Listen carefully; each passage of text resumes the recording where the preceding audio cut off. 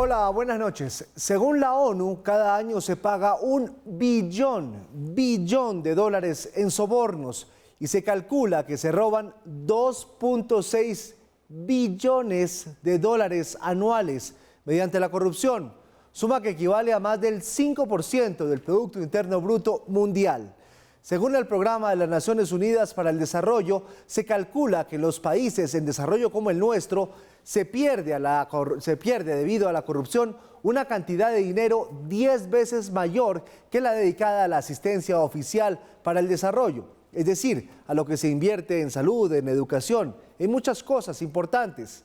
La corrupción es un delito muy grave que frena completamente el desarrollo económico y social en todas las sociedades, y hoy es el Día Internacional en contra de la corrupción. Por eso vamos a hablar a esta hora con Andrés Hernández, director de Transparencia por Colombia.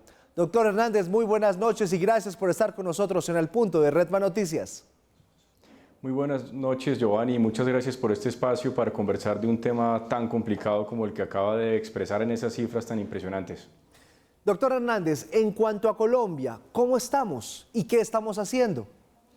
Pues bueno, este es un día para recordar no solamente esas cifras económicas impactantes como lo acabo de mencionar, sino también que 2/3 partes del mundo se encuentran fuertemente afectadas por este problema y Colombia precisamente hace parte de esos 2/3 de países en todo el mundo que está fuertemente afectado no solamente por una percepción negativa muy alta, sino porque esa percepción tiene una gran correspondencia con los grandes casos de corrupción que hemos estado viendo en los últimos años.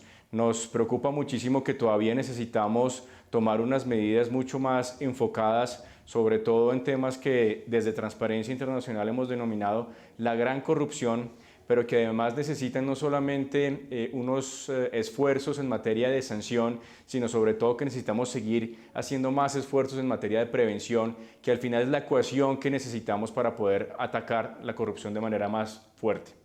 Como por ejemplo, ¿qué medidas de manera práctica para poder, no sé, tal vez mayores dientes a las autoridades para investigar?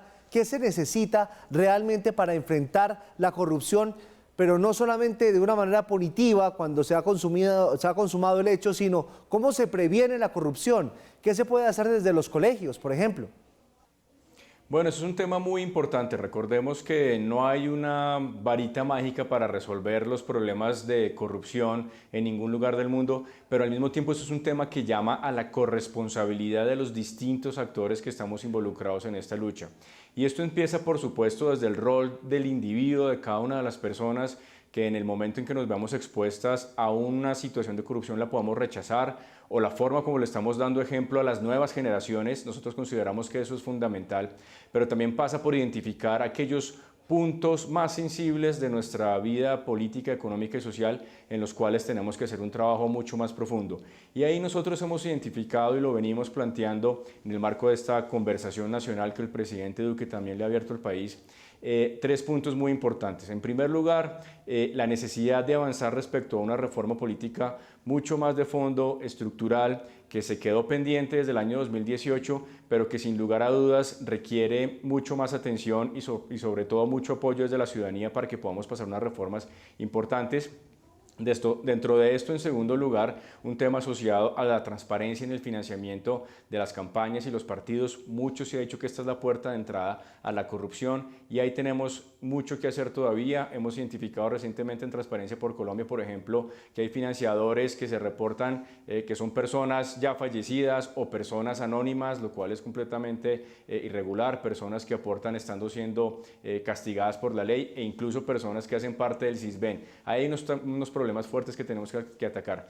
Pero lo último que nos parece muy importante en términos también estructurales es poder seguir cerrando las brechas a la corrupción en términos de contratación pública y de empleo público. En la contratación pública nos preocupa mucho que todavía se sigue abusando bastante de la contratación directa, de los mecanismos de contratación a través de regímenes excepcionales, y esto hace que de todas formas entonces la corrupción siga teniendo espacios por los cuales se puede colar y por supuesto si logramos cerrar estos riesgos podemos elevar los niveles de prevención junto con un mejor liderazgo y ejemplo a la ciudadanía, a las nuevas generaciones, para no tener que depender tanto de la sanción.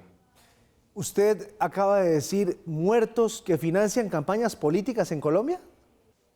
Lastimosamente, esa es la información que hemos estado encontrando en un informe que justamente para el Día Internacional Anticorrupción hemos publicado de Transparencia por Colombia, en un trabajo que hemos hecho durante varios meses, cruzando datos de la plataforma de contratación pública con la plataforma de financiamiento de campañas, y lastimosamente estamos viendo ese tipo de situaciones. Son temas que no podemos seguir contemplando en la práctica política, que por supuesto amerita un trabajo de los órganos de control, pero que hay que trabajar incluso fuera del ciclo electoral. No podemos esperar a las siguientes elecciones para tomar de nuevo las medidas preventivas que nos permitan hacia adelante que este tipo de situaciones sucedan. Doctor Hernández, ¿qué porcentaje de financiadores de campañas políticas luego terminan recibiendo contratos por parte del Estado?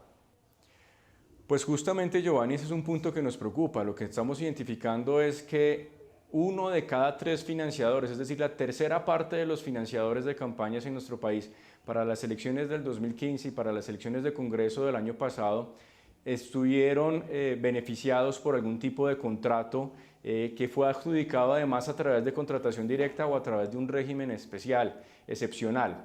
Esto significa, por supuesto, que hay que hacer un trabajo mucho más fuerte en materia de control de esta relación entre política y contratación pública, entre política y dinero público, pero también que podamos profundizar mucho más en los casos. No siempre significa que hay una falta, una inhabilidad o un crimen alrededor de esto, pero sí significa que necesitamos darle mucha más visibilidad a esta problemática y poder romper ese vínculo de nuevo de posible expectativa de retorno cuando se financia una campaña por unos posibles contratos o unos cargos en la administración pública una vez sea elegido el candidato al cual se apoyó. Doctor Hernández, ¿cuál sería el ideal de reforma al sistema electoral colombiano? ¿Qué es lo que debería hacer? Que de pronto quienes financien campañas no puedan contratar después con las gobernaciones, con las alcaldías o con la presidencia.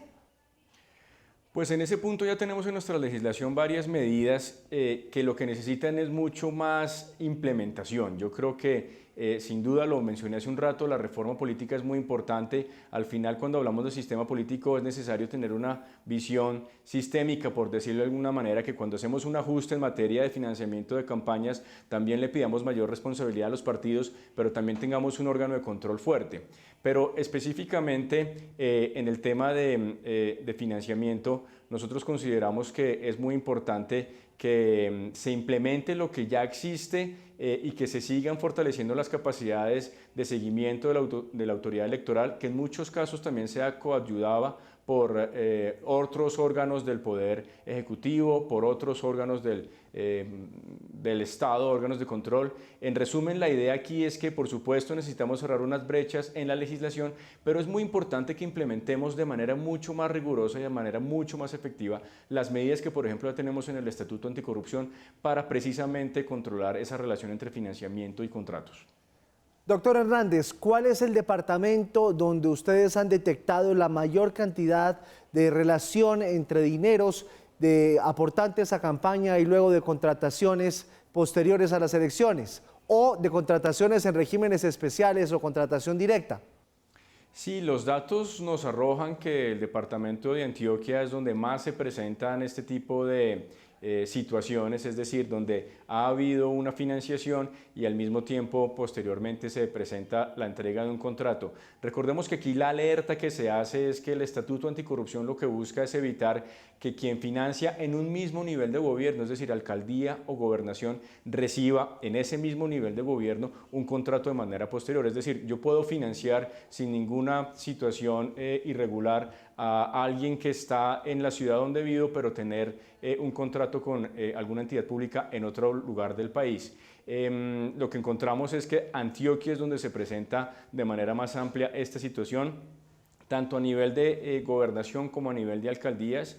Una situación un poco parecida también la encontramos en el departamento del Atlántico.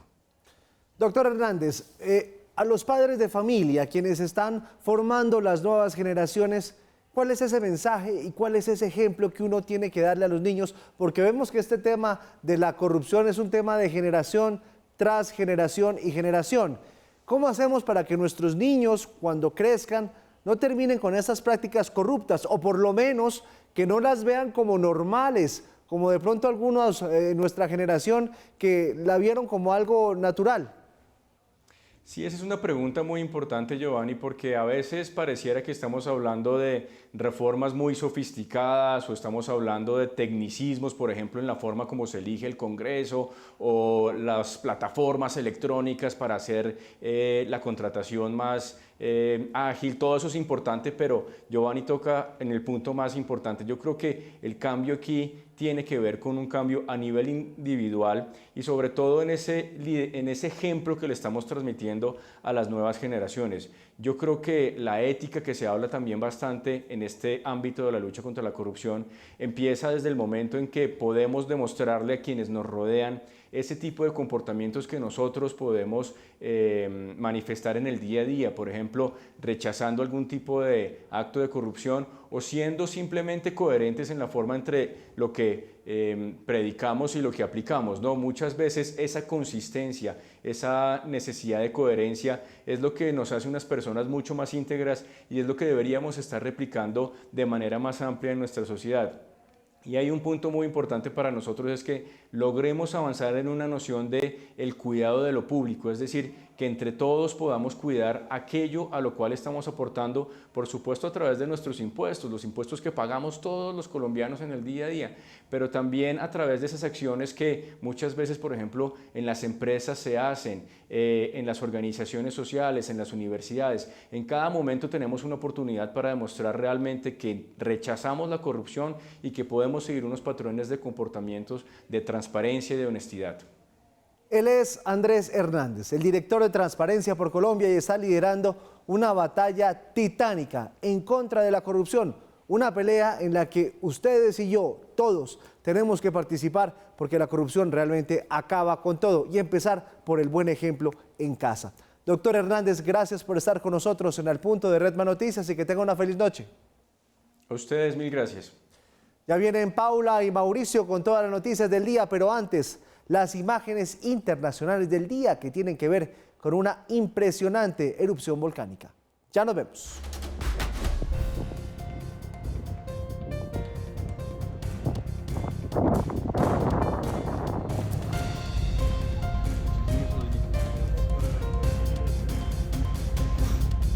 ¿Cómo